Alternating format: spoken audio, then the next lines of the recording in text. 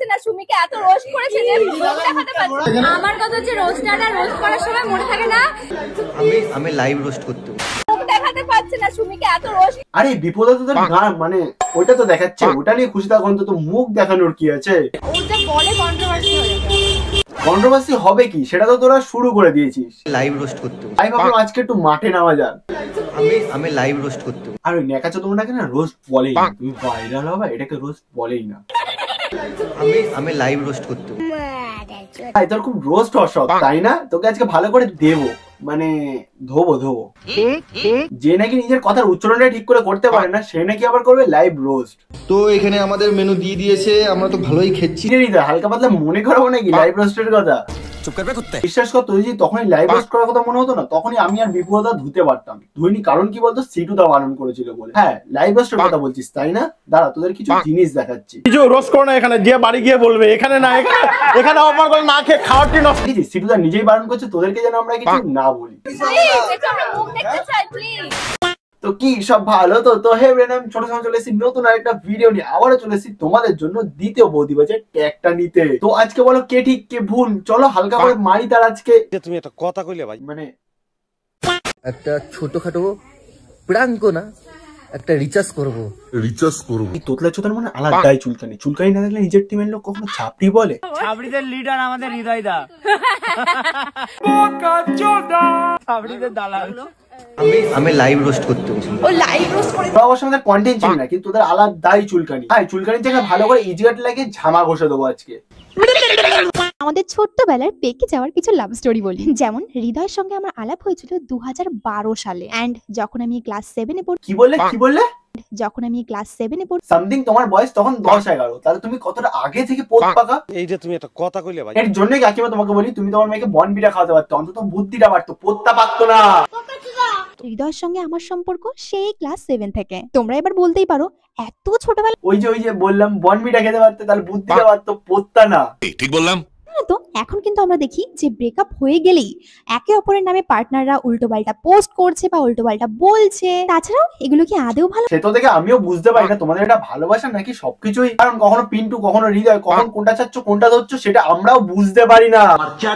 এগুলো কি আদেও ভালোবাসা? আমার তো মনে হয় না। যদি দেখেছো আমি আগেই বললাম না এটা ভালোবাসা না, তো সবকিছুই এদের।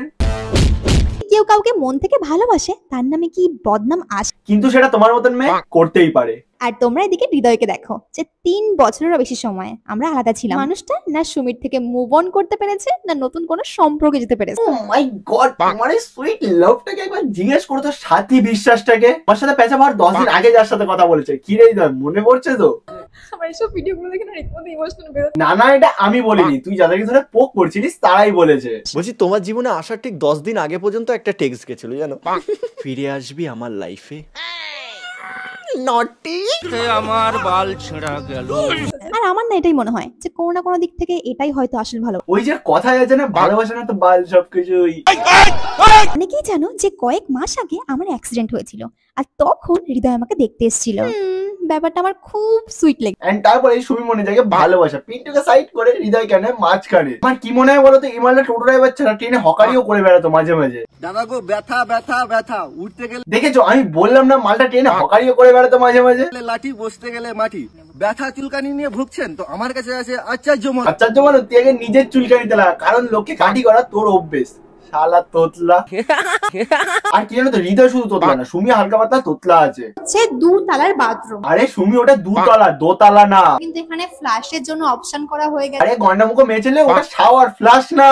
এই যে তুমি একটা কথা কইলে ভাই, দেখেছো আমি বললাম না, মালটা তোতলার সাথে সাথে একটু মূর্খ আছে। যে মানুষ সবার কাছে আমাদের গাল খাওয়ায় সে আজকে নিজে আমাদের খেতে দিচ্ছে। বিশ্বাস কর, আমি আর বিপদা তোদের খাওয়াচ্ছিলাম এই কারণে, শুধুমাত্র সিটুদা বারণ করেছিল বলে, নাহলে তোদেরকে তখনই গরু চালানোর মতন চেলে দিতে পারতাম।